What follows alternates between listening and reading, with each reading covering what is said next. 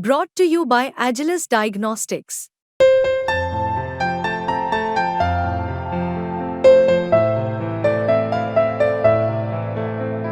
Agilus Diagnostics.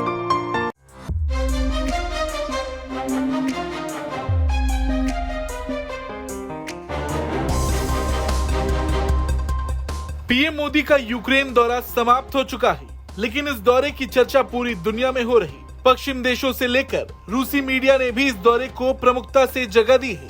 PM Modi और Zelensky के बीच की बातचीत ने भी खासी सुर्खियां बटोरी हैं। ऐसे में आज हम आपको बताएंगे कि आखिर ग्लोबल मीडिया ने पीएम मोदी की इस यात्रा को कैसे कवर किया है। बात करें वॉशिंगटन पोस्ट की, तो वॉशिंगटन पोस्ट ने पीएम मोदी की शांति की पहल को एक मित्र के रूप में पेश किया है। अखबार ने इस दौरे को युद्ध काल में किसी राष्ट्र के नेता द्वारा की गई सबसे जरूरी यात्रा बताया। हालांकि रिपोर्ट में एक यूक्रेनी विश्लेषक का हवाला देते हुए कहा गया कि ये यात्रा भारत, यूक्रेन और यूरोप के बीच एक जटिल संवाद की शुरुआत भर है। वहीं द गार्जियन ने पीएम मोदी के यूक्रेन दौरे को ऐतिहासिक करार दिया है।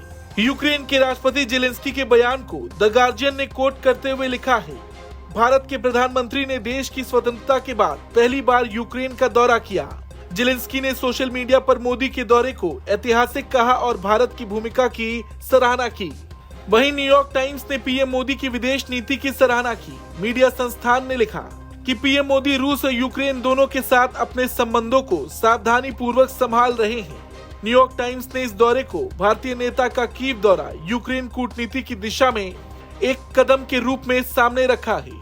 अखबार ने बताया कि मोदी के सामने रूस और यूक्रेन के साथ संतुलन बनाए रखने की चुनौती है, खासकर तब जब उन्होंने हाल ही में मॉस्को में राष्ट्रपति पुतिन से मुलाकात की थी। अखबार ने रूस से तेल की खरीद पर मोदी और जेलेंस्की के बीच हुई बातचीत को भी महत्वपूर्ण बताया है, क्योंकि ये भारत के लिए एक बड़ा मुद्दा है जो रूस के साथ अपने रणनीतिक संबंधों को संतुलित कर रहा है। बीबीसी ने पीएम मोदी के दौरे को कूटनीतिक संतुलन का परीक्षण बताया। बीबीसी ने इस पर प्रकाश डाला कि मोदी का ये दौरा पुतिन से हालिया मुलाकात के बाद हो रहा है, जिसे पश्चिमी देशों ने आलोचना का विषय बनाया था। बीबीसी ने कहा कि मोदी का कीव दौरा जेलेंस्की और पश्चिमी नेताओं को शांत करने की कोशिश हो सकती है, लेकिन ये भारत की स्वतंत्र और संतुलित विदेश नीति का प्रतीक भी है। रिपोर्ट में ये भी कहा गया कि भारत की गुटनिरपेक्ष विदेश नीति दशकों से उसकी ताकत रही है।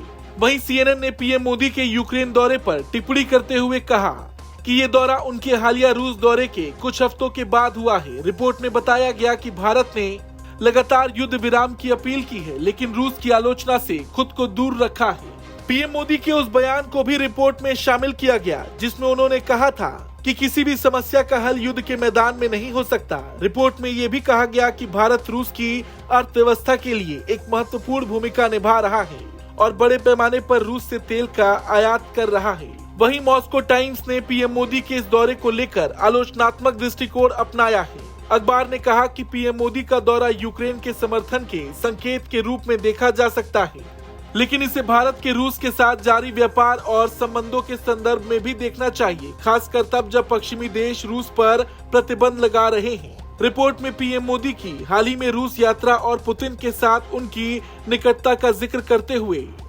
इसे मुक्त विश्व के प्रति उनकी अनदेखी के रूप में देखा गया है। रूसी मीडिया ने भी इस दौरे को प्रमुखता से जगह दी है। इसके अलावा अमेरिका के भी मीडिया संस्थानों में ये दौरा चर्चा में रहा। लेकिन देखना ये होगा कि पीएम मोदी के इस दौरे के बाद आखिर क्या कुछ बदलता है। आपको क्या लगता है, कमेंट करके जरूर बताएं। ब्यूरो रिपोर्ट, भारत तक।